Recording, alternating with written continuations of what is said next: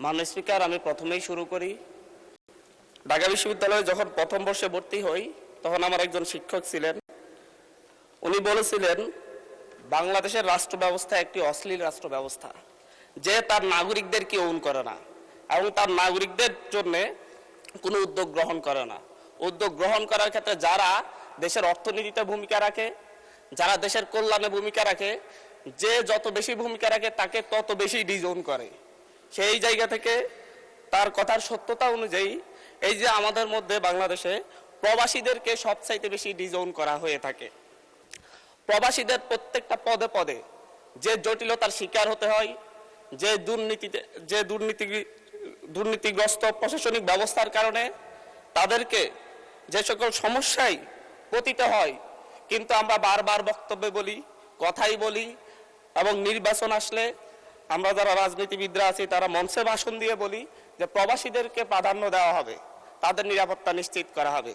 কিন্তু যুগের পর যুগ গিয়েছে, দিনের পর দিন গিয়েছে, প্রতিনিয়তই প্রবাসীরা এখনো এয়ারপোর্টে নিগৃহীত হচ্ছে। প্রতিদিনই কোনো না কোনো নিউজ পাওয়া যায় প্রবাসীদের ব্যাগ কেটে সর্বস্ব করা হচ্ছে। আমরা দেখছি যখন তাদেরকে বাংলাদেশের ভিসা জটিলতা বাংলাদেশের সবচাইতে বড় সমস্যা, বিভিন্ন নামে বেনামে রিক্রুটিং এজেন্সি খুলে প্রশাসনের নাকের ডগায় তারা মানুষকে নিঃস্ব করে দিচ্ছে বিদেশে নেওয়ার নাম করে। কিন্তু কতজনের বিরুদ্ধে ব্যবস্থা নেওয়া হচ্ছে এই ধরনের কোনো স্ট্যাটিস্টিক্স সরকারের কাছে আছে কিনা মাননীয় স্পিকার আমার ধারণাই নেই।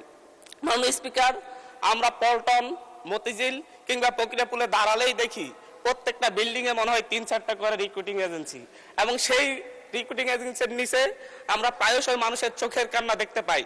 কিন্তু সেই সকল রিক্রুটিং এজেন্সি কোনোটা, অধিকাংশ রিক্রুটিং এজেন্সি লাইসেন্সবিহীন, কিন্তু তাদের অফিস বন্ধ হয়েছে আমরা খুব কমই দেখতে পেয়েছি। মাননীয় স্পিকার, প্রবাসীদের বিদেশে নেওয়ার নামে আমি গতকালকেও বলেছি, ভুয়া কোম্পানি খুলে তাদের কাছ থেকে চাহিদাপত্র এনে দেশের শ্রমিকদেরকে নিয়ে তারা জায়গা জমি বিক্রি করে বিদেশে যায়, তাদেরকে সেখানে নিঃস্ব অবস্থায় রাস্তায় ফেলে দেওয়া হয়, না খেয়ে রাস্তায় মারা যাওয়ার রেকর্ড পর্যন্ত হয়েছে।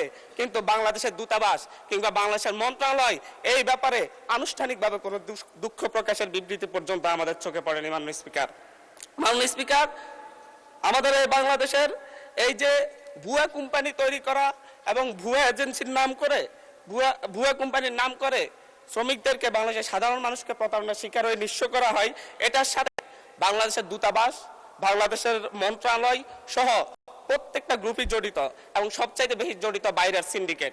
4-5 জনের সিন্ডিকেট পুরো প্রবাসীদের এই এজেন্সিগুলোকে নিয়ন্ত্রণ করে দেশে বিদেশে, দেশের বাইরে শ্রমিক পাঠানোর ক্ষেত্রে তারা ভূমিকা রাখে। মাননীয় স্পিকার, আমাদের বাংলাদেশে অদক্ষ জনশক্তি রপ্তানি করা হয়। বাংলাদেশে আমরা স্ট্যাটিস্টিক্স অনুযায়ী দেখলে ভারত যেখানে 70% দক্ষ জনশক্তি রপ্তানি করে, যেখানে পাকিস্তান 50% দক্ষ জনশক্তি রপ্তানি করে, যেখানে শ্রীলঙ্কা 60% দক্ষ জনশক্তি রপ্তানি করে, বাংলাদেশ সেই ক্ষেত্রে 20% দক্ষ জনশক্তি রপ্তানি করে।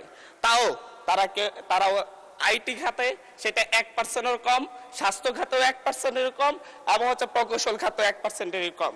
মাননীয় স্পিকার, আমরা প্রতি বছরই দেখি, বিভিন্ন স্ট্যাটিস্টিক্স দেখতে পাই, জরিপে দেখতে পাই, প্রতি বছর 1,20,000 থেকে 2,50,000-এর মতো মানুষ প্রত্যক্ষ বা পরোক্ষভাবে ভিসা জালিয়াতির শিকার হন। কিন্তু কতগুলো ভিসা জালিয়াতির ঘটনায় বিচার হয়, এই ক্ষেত্রে বাংলাদেশ অনেক পিছিয়ে রয়েছে। মাননীয় স্পিকার, 2019 থেকে 2023 সাল মাত্র 4 বছরে প্রায় 20,000 প্রবাসী টিকিট জালিয়াতির মুখে পড়ে। টিকিটের মূল্যের ক্ষেত্রে আরো এক ভয়ঙ্কর সিন্ডিকেটের মুখোমুখি হতে হয় তাদেরকে। যদি সৌদি আরব থেকে আসার জন্য বাংলাদেশের টিকিট কাটলে সেটা 30-35 হাজার টাকায় কিনা যায়, কিন্তু বাংলাদেশ থেকে সৌদিতে যাওয়ার জন্য যদি টিকিট কাটতে হয় বাংলাদেশের সিন্ডিকেটের কারণে এই টিকিটের দাম 1 লক্ষ থেকে 1,20,000 টাকা পর্যন্ত হয়ে যায়। মাননীয় স্পিকার, প্রবাসীদেরকে নিঃস্ব করে আমরা বাংলাদেশের অর্থনীতিকে দাঁড় করাতে চাই, কিন্তু প্রবাসীরা প্রতি বছর প্রতি 100 জনে 5 থেকে 7 জন, প্রতি 100 জনে 5 থেকে 7 জন প্রবাসী ফেরত আসে আহত অবস্থায়, এবং তাদের চিকিৎসা পর্যন্ত ঠিকমতো করা হয় না, এবং তারা সারা জীবনের জন্য পঙ্গু হয়ে ঘরে বসে থাকে। মাননীয় স্পিকার,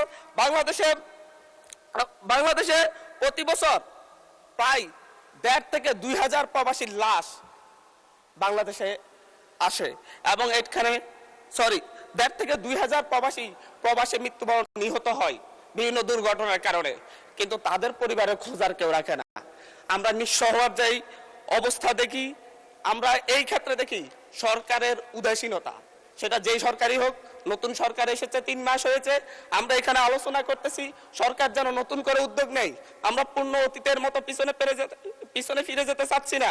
মাননীয় স্পিকার, পাসপোর্ট রিনিউ এবং বিপদগ্রস্ত লেবারদের পাশে বাংলাদেশের দূতাবাসগুলো দাঁড়ায় না। বিভিন্ন ক্ষেত্রে পাসপোর্ট রিনিউ করার জন্য বিভিন্ন রাজনৈতিক ব্যক্তিদের কাছে পাসপোর্ট রিনিউ করার জন্য ইজারা দেওয়া হয়, লাইসেন্স দেওয়া হয় তাদেরকে, এবং তারা বাইরে একটা অফিস নিয়ে তাদের মন মতো মানুষের কাছ থেকে, বিভিন্ন প্রবাসীদের কাছ থেকে অতিরিক্ত টাকা নিয়ে দীর্ঘ সময় লাগিয়ে লাইসেন্স রিনিউ করতে হয়। মাননীয় স্পিকার, আমরা যদি বাংলাদেশের অর্থনীতিকে দাঁড় করাতে চাই, মাননীয় স্পিকার, আমরা যদি বাংলাদেশের প্রবাসীদেরকে প্রকৃত। ধন্যবাদ মাননীয় সদস্য, ধন্যবাদ। আচ্ছা, 1 মিনিট বলেন। আমাদের বাংলাদেশের অর্থনীতিতে 5 থেকে 10% মোট জিডিপি, 5 থেকে 7% মোট জিডিপি প্রবাসী আয়ে আসে। বৈশ্বিক মুদ্রার একটা বড় অংশ প্রবাসী আয়ে আসে, কিন্তু এই প্রবাসীদের নিয়ে, প্রবাসীদের চিকিৎসা এবং প্রবাসীদের যারা ফেরত আসে তাদের পুনর্বাসন, ভিসা জালিয়াতি থেকে মুক্তি এবং বিভিন্ন ভুয়া এজেন্সি বন্ধ করে প্রবাসীদেরকে নিঃস্ব হওয়ার হাত থেকে মুক্তি দেওয়ার জন্য সরকারকে নতুনভাবে ভাবতে হবে, নতুন কর্ম পরিকল্পনা তৈরি করতে হবে। এবং এই সংসদে দাঁড়িয়ে আমি বলবো, একটা সংসদীয় কমিটি করে কিভাবে ভবিষ্যতে প্রবাসীরা যাতে এই ধরনের হয়রানির শিকার না হয়, প্রতারণার শিকার না হয়, এবং তাদের চিকিৎসা কিভাবে নিশ্চিত করা যায়, বিদেশ থেকে ফেরত আসলে আহত হয়ে কিংবা কেউ যদি নিহত হয়ে ফেরত আসে তাদের পরিবারকে কিভাবে পুনর্বাসন করা যায়, সেই ব্যাপারে একটা কর্ম পরিকল্পনা তৈরি করার জন্য এই সংসদে একটি সংসদীয় কমিটি গঠনের আহ্বান জানাচ্ছি। মাননীয় স্পিকার, ধন্যবাদ।